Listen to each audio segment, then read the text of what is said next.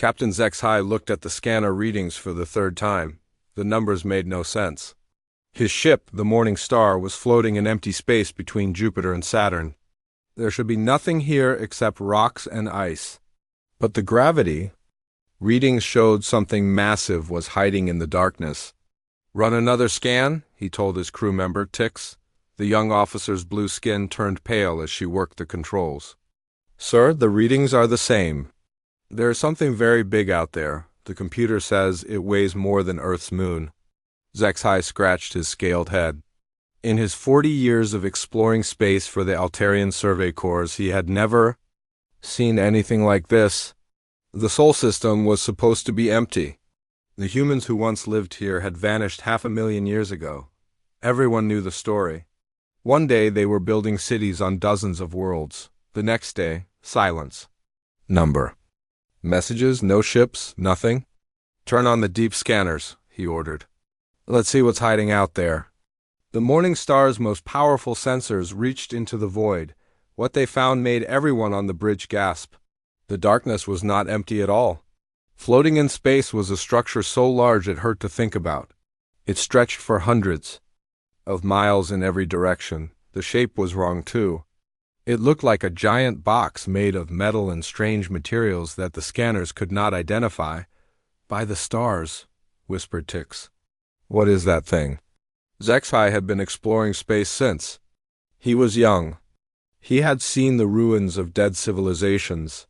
He had walked through empty cities on forgotten worlds, but this was different. This structure was not broken or destroyed. It looked perfect, like it had been built yesterday. "Send a message to the Council," he said. "Tell them we found something in the Sol system, something big."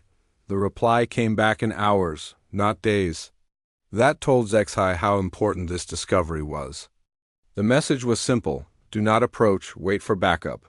But HFY was curious. He had not become a survey captain by following safe orders. He told his crew to move closer to the giant structure. As they got near, their scanners picked up more details. The structure was not solid. It was hollow like a giant box with things inside. "Captain," said Tix, her voice shaking. "The scanners are picking up ships. Thousands of them, maybe millions." HFY looked at the readings. Inside the giant structure were spacecraft.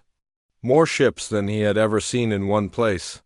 They were arranged in perfect rows like soldiers standing at attention. The ships were different sizes. Some were small, like fighters. Others were huge, bigger than the largest ships in the current galactic fleet.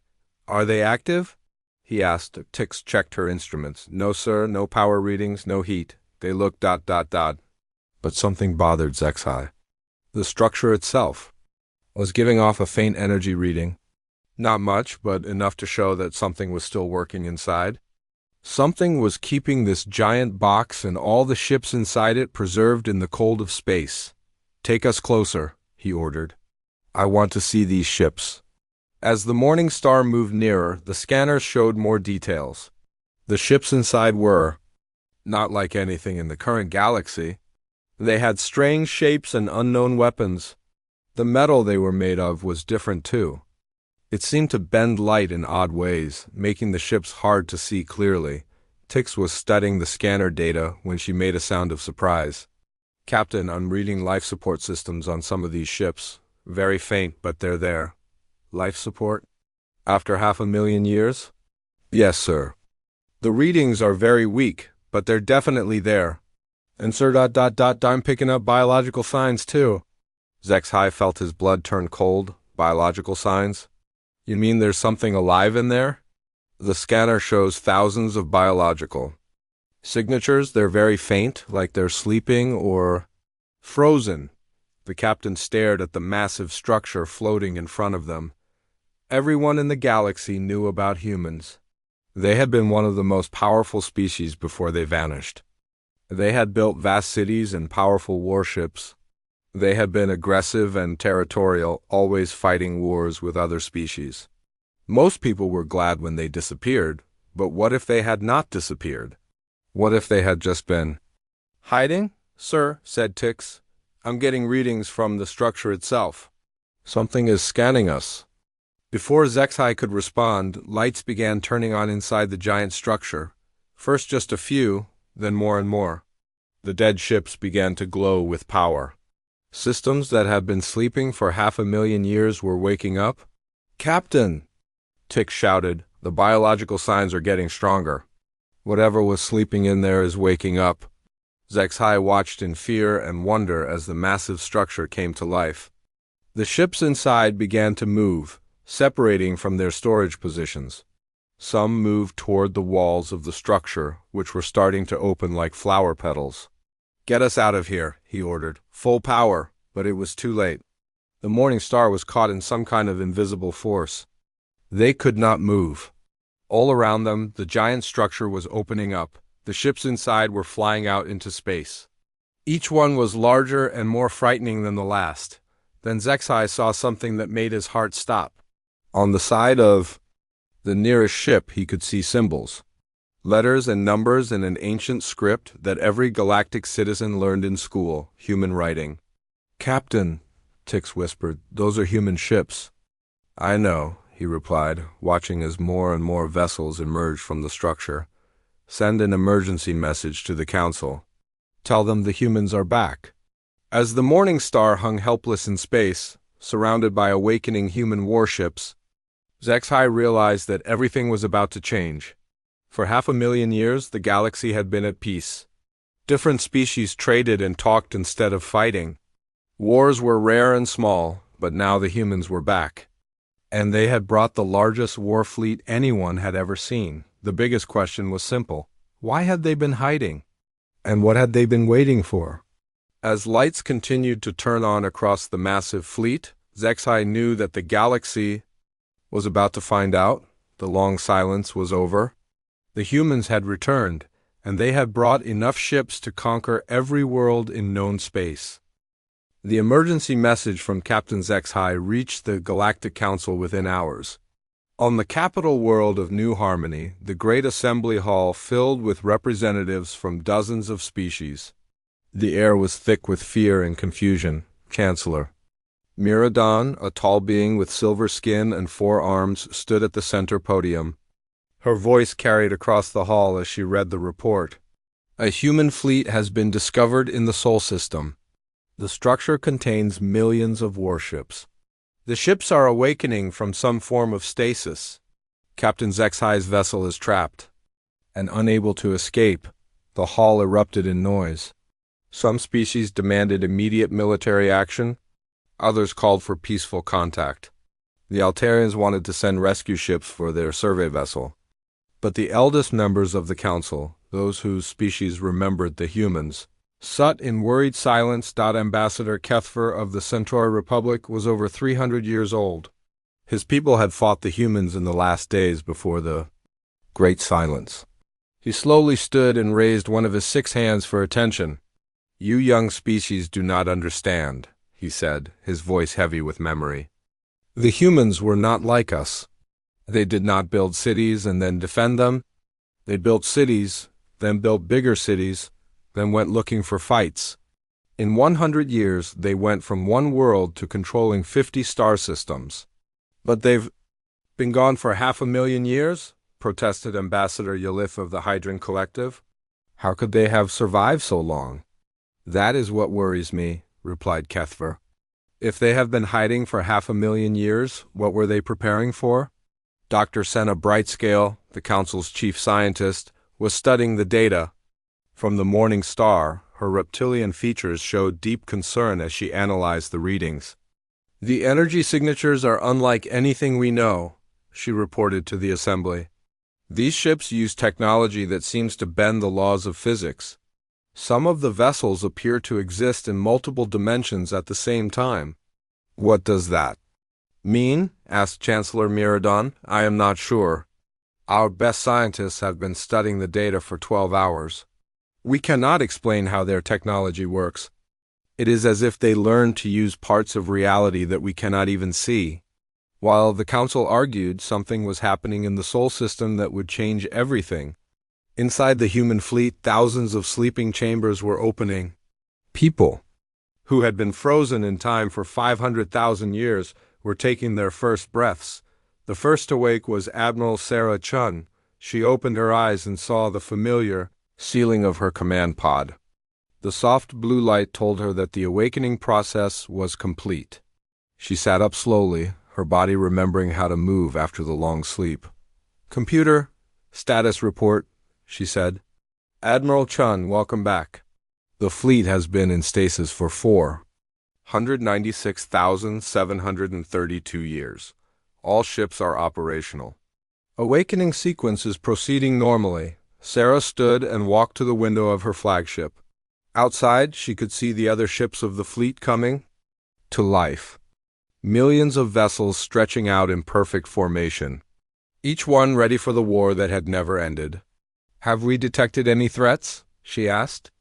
"No dimensional breaches detected at this time. However, an alien vessel has been observing the fleet. They appear to be from the current galactic civilization." Sarah nodded. She had expected this. The plan had always been that other species would find them eventually. The question was whether the galaxy had learned to live in peace, or if it was still plagued by the same conflicts that had doomed the previous era. "Open communications with the alien vessel," she ordered on the Morning Star. Captain HFY jumped when his communication system activated. A face appeared on his screen that made him step backward. It was human, but not like the humans in the history books. This woman's eyes seemed to carry the weight of centuries. Her uniform was strange, made of materials that seemed to shift and change as he watched. "This is Admiral Sarah Chun of the Human Defense Fleet," the woman said. "You have observed our awakening. State your name and purpose." HFY struggled to find his voice. "I am Captain HFY of the Altarian Survey Corps we were conducting a routine survey when we detected your ... structure." "A survey," repeated Admiral Chun. "Tell me, Captain, what is the current state of the galaxy? Are your people at war?" "War." HFY was confused. "No, Admiral. The galaxy has been at peace for thousands of years. We have conflicts sometimes, but real wars are very rare." Something changed in the Admiral's expression.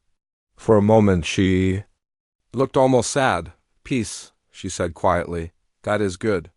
That means our sacrifice was not wasted." "Sacrifice? Admiral, what sacrifice? Where have you been for 500,000 years?" But Admiral Chung did not answer immediately. Instead, she seemed to be listening to something HFY could not hear. Her face grew serious. "Captain, I need you to deliver a message to your galactic government. Tell them that humanity has returned, but not as conquerors. We are here as guardians. A great threat is coming, and your people are not prepared." "What threat?" asked HFY. "Tell your leaders to look for empty zones in space. Areas where ships disappear without sending distress signals, regions where time moves differently, systems that go silent for no reason. If you find these signs, contact us immediately." Before HFY could ask more questions, the communication ended. Around his ship, the human fleet was moving into new formations. The ships spread out across the Sol system, taking positions that seemed random but felt purposeful. Back on New Harmony, the Council was in chaos. Reports were coming in from across the galaxy. Human ships had been detected near major trade routes. Not attacking, just watching. Other human vessels had taken positions near important star systems, always staying just outside the normal shipping lanes. "They're surrounding us," declared General Thorax of the Insectoid Defense Force. "This is clearly preparation for invasion." But Ambassador Kethfer was not so sure. If they wanted to invade, why wait?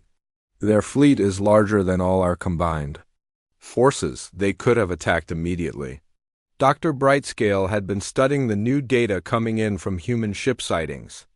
What she found made no sense. "The human vessels are not behaving like an invasion force," she reported. "They seem to be scanning space itself, not our planets or defenses. They are looking for something, but not something we built." "What could they be looking for?" asked Chancellor Miradon. "I do not know, but whatever it is, they seem very concerned about finding it." As the debate continued, more reports arrived. The humans were not just scanning empty space, they were modifying it. Human ships were releasing strange devices that created energy fields around certain areas. These fields seemed to strengthen the fabric of space itself, like patches on a torn piece of cloth. Admiral Chun stood on the bridge of her flagship, watching as her fleet carried out the ancient protocols.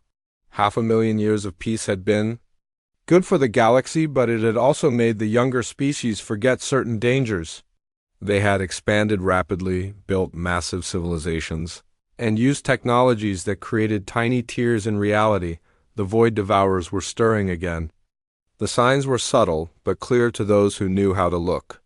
Empty patches of space where the laws of physics worked differently, missing ships with no wreckage. Systems that simply stopped existing without any explanation. Admiral reported. Her science officer, we've detected 17 potential breach points across the galaxy. The dimensional barriers are weaker than when we went into stasis. Begin Phase 2, ordered Admiral Chun. Deploy the reality anchors. And prepare a full briefing for the galactic government. They need to understand what's coming. As human ships spread across the galaxy, carrying out a mission that no other species could comprehend, Admiral Chun knew that the easy part was over. They had awakened successfully and found a galaxy at peace. Now came the hard part, convincing the peaceful galaxy that it was about to face a war unlike anything they could imagine. 3 days after the human fleet awakened, Admiral Sarah Chun stood in the great assembly hall of New Harmony. The council had finally agreed to meet with her, though many members seemed more afraid than curious. She wore a simple uniform, but the technology woven into the fabric made it shimmer with an inner light that hurt to look at directly. Chancellor Miradon called for order, as representatives from dozens of species filled their seats. The air was thick with tension and the smell of fear from many different kinds of beings. Admiral Chun, the Chancellor began, you claim that humanity has returned as guardians, not conquerors. But your fleet is larger than all our combined forces. You have positioned ships throughout the galaxy without asking permission. Explain yourself. Sarah looked around the hall at faces both familiar and strange. Some species she remembered from the old days, others had clearly evolved or joined galactic society during humanity's long absence. All of them looked at her with suspicion. 500,000 years ago, she began, humanity made a terrible mistake. We thought we were the strongest species in the galaxy. We thought our technology and our weapons could handle any threat. We were wrong. She touched a control on her wrist, and the air above the assembly filled with images. The representatives gasped as they saw scenes of space itself tearing open like fabric. Through the holes came things that should not exist, creatures made of living darkness that seemed to eat light itself. We called them void devourers, Sarah continued. They do not come from another planet or another galaxy. They come from the spaces between reality, from dimensions where the laws of physics work differently. They feed on consciousness, on thinking minds. Every person they consume makes them stronger. Ambassador Kethver leaned forward in his seat. His old eyes recognized some of the images from ancient Centauri records. I remember stories, he said slowly. Tales of ships that vanished without trace, of systems that went silent overnight. We thought they were just legends. They were not legends, Sarah replied. The void devourers had found a way into our dimension. But they needed doorways, tiers, in the fabric of space itself. And we were creating those tiers every time we used our most advanced weapons, every time we built our largest structures, every time we pushed the boundaries of what was possible. Dr. Brightscale spoke up from her position near the front. Are you saying that technology itself creates these ways? Not all technology, but rapid expansion, massive energy use, weapons that bend space and time, all of these things weaken the barriers between dimensions. The more advanced we became, the more we weakened reality itself. The hall erupted in worried voices. Many species had built massive projects in the past few thousand years. Space elevators that reached from planets to their moons. Weapons that could destroy entire asteroids. Engines that folded space to travel faster than light. Silence. called Chancellor Miradon. Let the Admiral continue, Sarah nodded her thanks. Humanity discovered the truth too late. The Void Devourers had already begun to pour through the tiers we had created. Our first response was to fight them with conventional weapons. Lasers, missiles, particle beams, nothing worked. You cannot destroy something that exists partially outside normal space. She changed the images, showing human fleets firing uselessly at enemies that seemed to phase in and out of reality. We lost entire star systems in days. Billions of people simply vanished, their consciousness consumed to feed the growing horde. We realized that we had doomed not just humanity, but every thinking species in the galaxy. What did you do? Asked Ambassador Yelleth, her voice barely a whisper. We made a choice that no species should ever have to make. We stopped fighting the other galactic powers. We pulled back all our fleets and all our people. We sealed ourselves away in temporal stasis, hoping that our absence would allow the tears and reality to heal. The silence in the hall was complete. Every representative understood what Sarah was saying. Humanity had voluntarily removed itself from galactic civilization to save everyone else. But why come back now? Asked General Thorax. Why wake up? After so long, Sarah's expression grew grim. Because the tiers are opening again, your species have done what we did. You have built great cities, powerful weapons, massive projects that strain the fabric of space. The scars we left behind have healed, but you are creating new ones. She changed the images again. This time they showed recent events from across the galaxy. The Nexus Station, largest artificial structure ever built, had reported strange energy. Readings before going silent 3 months ago. The Centauri battle fleet had lost contact with 2 ships near a black hole research facility. The Hydron Collective's new planet-cracking mining operation had been abandoned when workers reported seeing things that weren't there. These are all signs, Sarah explained. Empty zones where reality is thin, missing ships that leave no wreckage. People who report seeing impossible things. The Void Devourers are testing the barriers, looking for ways through. Dr. Brightscale was frantically checking her datapad. The energy readings from these incidents, they matched the dimensional signatures we detected from your fleet. Our ships are built differently now, Sarah said. We learned how to exist in multiple dimensions at once, how to fight enemies that phase in and out of reality. We developed weapons that conceal the tears instead of creating them. But most importantly, we learned that some wars cannot be won by fighting. They can only be prevented. Chancellor Miradon stood slowly. What are you asking of us, Admiral? Stop the projects that weaken reality. Shut down the weapons that bend space. Halt the construction of megastructures that strain the fabric of existence. And when the Void Devourers come, do not fight them with conventional weapons. That will only make them stronger. The hall erupted in protest. General Thorax slammed his fist on his chair. You ask us to disarm ourselves, to abandon the greatest achievements of our civilizations. I ask you to survive, Sarah replied calmly. Your greatest achievements mean nothing if they destroy the universe, but not everyone was convinced. Ambassador Grentok of the Silicon Empire stood with his crystal body flashing angry red lights. How do we know you speak the truth? How do we know this is not some elaborate plan to weaken us for conquest? You return with the largest fleet in galactic history and tell us to disarm. Why should we trust you? Sarah was quiet for a long moment. When she spoke, her voice carried the weight of 500,000 years of loss. Because we could have conquered you already. Because we gave up everything once to save you. And because in approximately 6 hours, the first major Void Devourer incursion will occur in the Orion sector. The research station there has been experimenting with artificial black holes. They have torn a hole large enough for the entities to pour through. The hall fell silent. Dr. Brightscale was checking the galactic communication networks. Admiral, she said, her voice shaking, we lost contact with Research Station Omega in the Orion Sector 7 hours ago. Then it has already begun, Sarah said. The question now is whether you will let us help you, or whether you will make the same mistakes we did 500,000 years ago. As if summoned by her words, emergency alarms began sounding throughout the building. A communications officer ran into the hall with a message that confirmed everyone's worst fears. Chancellor, we've lost contact with the entire Orion sector. All communication, all ship traffic, everything. It's as if the whole region has simply vanished. Admiral Chun looked around the hall at the frightened faces of the galactic representatives. The easy part was over. She had warned them.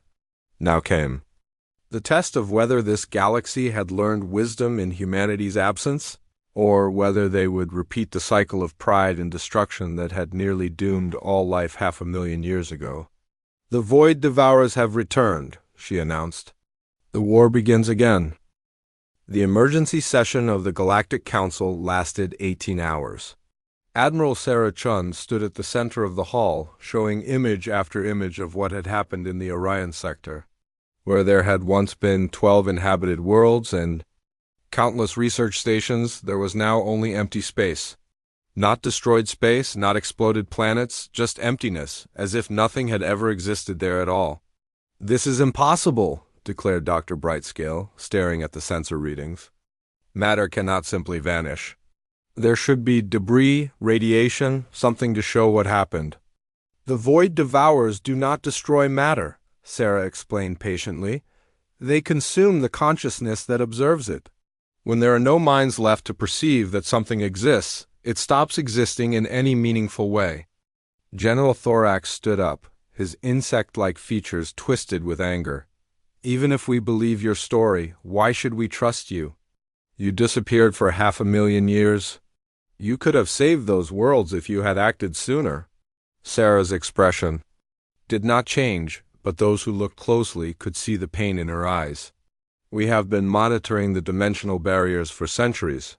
The breach at Research Station Omega happened faster than our models predicted. We were still 3 days away when the incursion began." Chancellor Miradon raised her 4 arms for silence. "The question before us is simple. Do we accept Admiral Chian's help, or do we handle this threat ourselves?" The vote was close. 12 species voted to work with the humans. 15 voted to reject their help. The remaining delegates abstained, too frightened to choose either side. "The Council has spoken," announced the Chancellor. "We will handle this crisis with our own forces.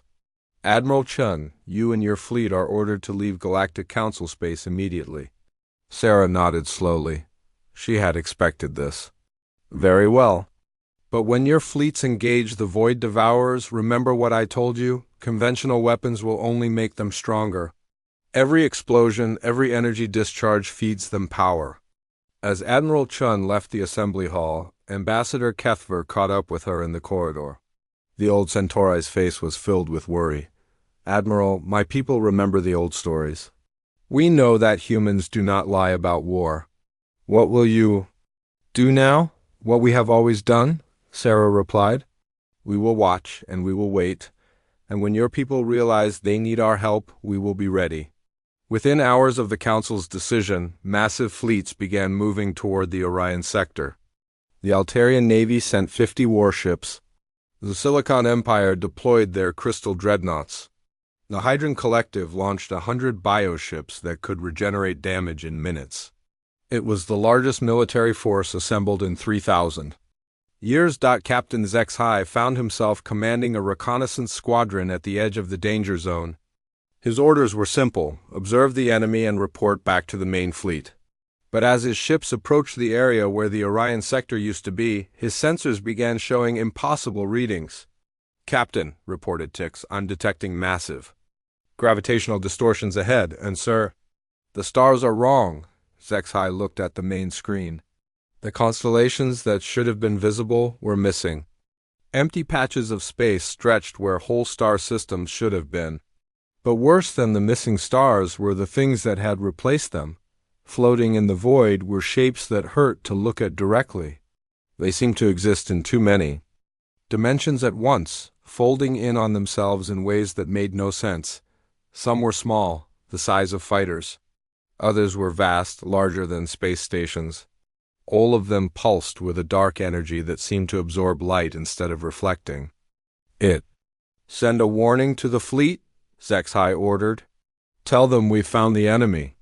The message reached Admiral Vexstar of the combined Galactic Fleet just as his forces were preparing to attack.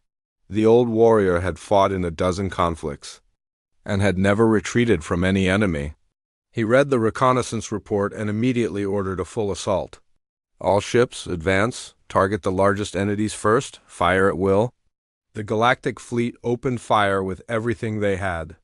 Particle beams, plasma cannons, fusion missiles, and antimatter torpedoes lit up the void like a new sun. The weapons struck the void devourers with enough force to destroy moons, and the creatures grew larger. "What's happening?" demanded Admiral Vexstar as his weapons officer reported the impossible results.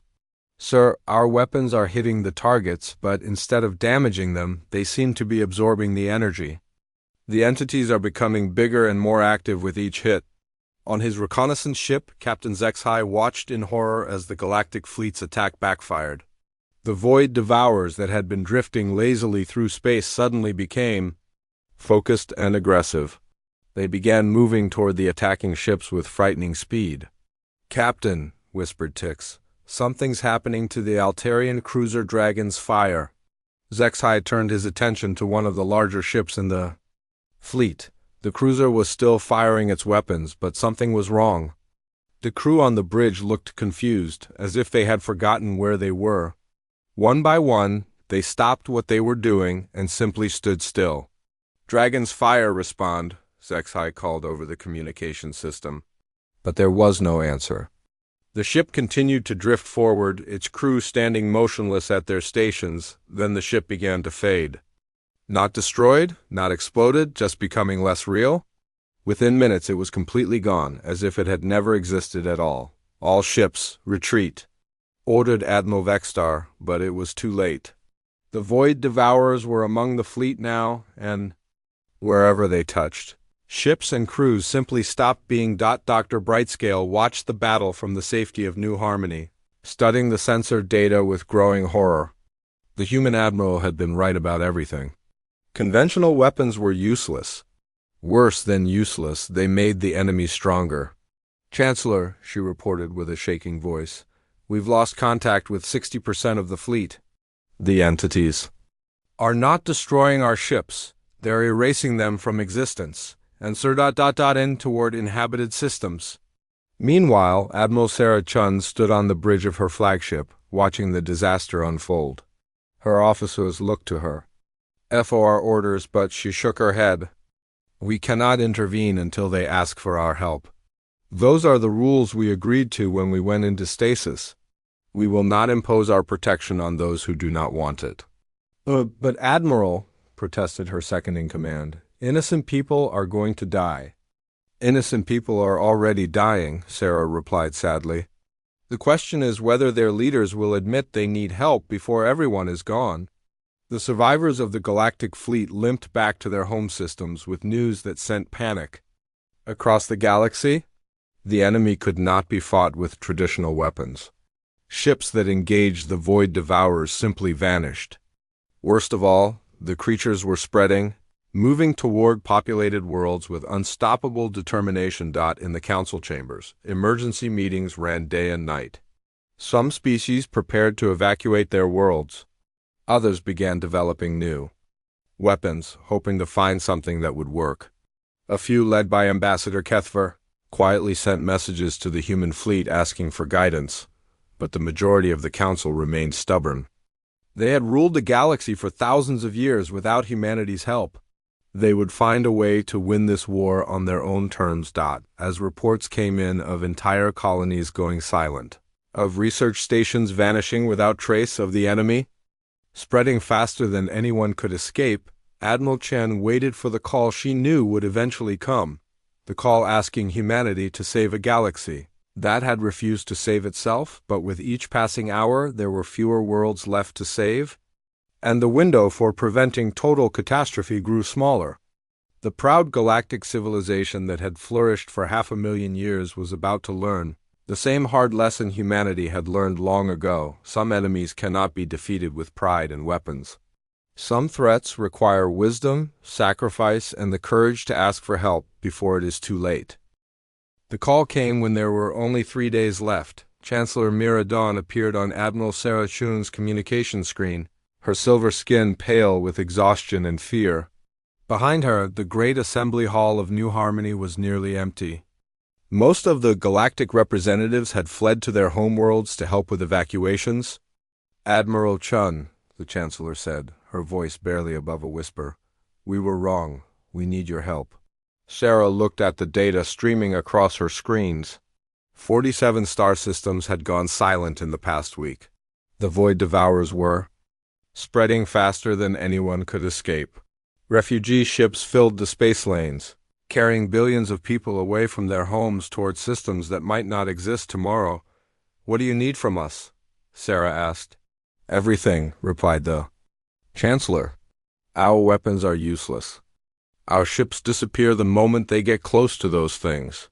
We have no idea how to fight an enemy that exists in multiple dimensions." Sarah nodded. She had been preparing for this moment since the day humanity went into stasis. "We will help. But you must understand, this is not a war that can be won with traditional tactics. Your fleets must follow our orders exactly, even if they seem strange or impossible." "Agreed," said the Chancellor immediately. "What do you need us to do?" "Pull back all your remaining ships to the core systems. Create a defensive line around your most important worlds. And whatever you do, do not fire any weapons at the Void Devourers. Let us handle the fighting." Within hours, the human fleet was moving. Ships that had waited silently in the outer rim for weeks suddenly came to life, accelerating toward the areas where the Void Devourers were thickest. Captain ZXHY, commanding one of the few surviving galactic ships, watched in amazement as the human vessels passed his position. The human ships were unlike anything he had ever seen in action. They seemed to flicker in and out of existence, sometimes appearing solid, sometimes becoming transparent like ghosts. Their weapons were strange too, firing beams of light that seemed to push space itself instead of destroying targets. "Captain," reported Tix, "the human ships are entering the danger zone. The Void Devourers are moving to intercept them." ZXHY watched his sensors as the two forces met. The first thing he noticed was that the human ships did not try to avoid the enemy. Instead, they flew directly into the mass of dark creatures, disappearing and reappearing among them like dancers in a deadly ballet.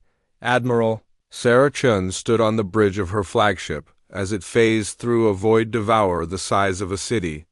Her ship existed in 7 dimensions at once, allowing it to occupy the same space as the enemy without being affected by their consciousness-draining abilities.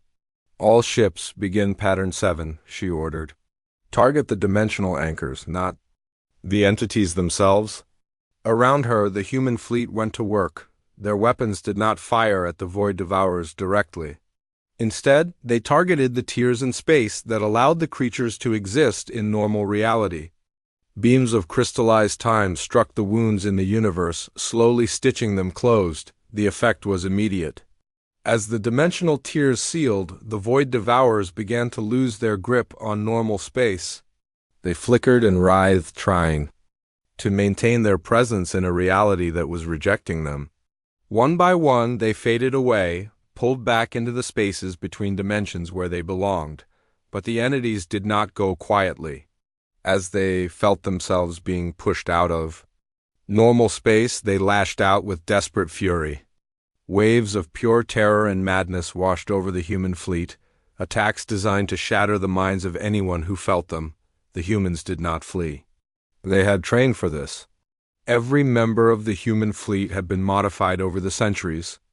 Their consciousness expanded and protected by technology that other species could not understand. They felt the mental attacks but did not break under them. "Sir," reported Sarah's science officer, "we're detecting a massive concentration of entities near the Centauri system. They seem to be gathering for a major assault."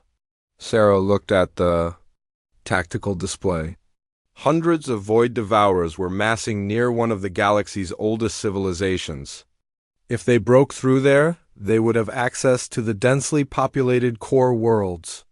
Set course for Centauri, she ordered. Signal all ships to prepare for a Class 9 dimensional repair. Captain Zexhai received the transmission as his ship fled toward the safety of the core systems. The human admiral was requesting all galactic ships to maintain a minimum distance of 50 light-years from the Centauri system. 50 light-years? Said Tix in amazement. What are they planning to do? The answer came 6 hours later. The human fleet arrived at Centauri just as the Void Devourers began their assault on the system's 12 inhabited worlds. But instead of engaging the enemy directly, the human ships formed a perfect sphere around the entire star system. Admiral Chung gave the order that would be remembered for the next million years. All ships activate dimensional cascade generators. Begin reality restoration protocol. What happened next defied every law of physics that galactic science understood. The human ships began to glow with a light that came from outside normal space. The light spread outward, washing over the Void Devourers like a tide of pure existence. The creatures screamed, a sound that was felt rather than heard as the light touched them. They were being forced back into their own dimension, but this time there would be no return. The humans were not just sealing the tears in space, they were reinforcing reality itself, making it impossible for the entities to find purchase in normal dimensions ever again. The process took 3 days. When it was over, the Centauri system was safe, but more than that, the space around it had been fundamentally changed. The fabric of reality was stronger there, protected against future incursions by barriers that would last for millions of years across the galaxy. Human ships were doing the same thing. Wherever the Void Devourers had appeared, human fleets arrived to repair the damage and strengthen the dimensional barriers. It was not just a military operation, it was a reconstruction of reality itself. Dr. Brightscale studied the readings from the Centauri restoration with tears streaming down her scaled face. How long have you been planning this? She asked Admiral Chun during a brief communication. 500,000 years, Sarah replied. Every day in stasis, our computers were running calculations, designing new technologies, preparing for this moment. We knew that when we returned, we would need to do more than just fight the Void Devourers. We would need to make sure they could never return. The war lasted 2 months. When it was over, the galaxy was forever changed. The Void Devourers had been banished to their own dimension, and the barriers between realities had been reinforced beyond anything that had existed before. The tears that had plagued the universe for millions of years were healed, but the human fleet did not return to Earth. Instead, they spread throughout the galaxy, taking up positions near major trade routes, important systems, and areas where reality was naturally thin. They became the silent guardians, watching for any sign that the ancient enemy might try to return. Admiral Sarah Chun established her headquarters on a small moon in an empty system between the major galactic powers. From there, she coordinated a network of human ships that monitored the health of reality itself. The Galactic Council offered humanity membership, offered them worlds and resources and honors. Sarah politely declined them all. We are not here to rule or to be ruled, she explained to Chancellor Miradon during their final official meeting. We are here to watch and to protect. When the next great threat emerges, and it will emerge eventually, we will be ready. The galaxy learned to live with its new guardians. Human ships were always present but never interfering. They stopped pirates who used reality-bending weapons. They prevented the construction of mega-projects that might weaken dimensional barriers. They responded instantly to any sign of otherworldly incursion. To most galactic citizens, the humans became a myth again, stories told to children about the ships that watched from the darkness between stars. But to those who knew the truth, they were something far more important. They were the reason the universe continued to exist, and in the depths of space, the war fleet waited, knowing that some battles never truly end, only pause between rounds.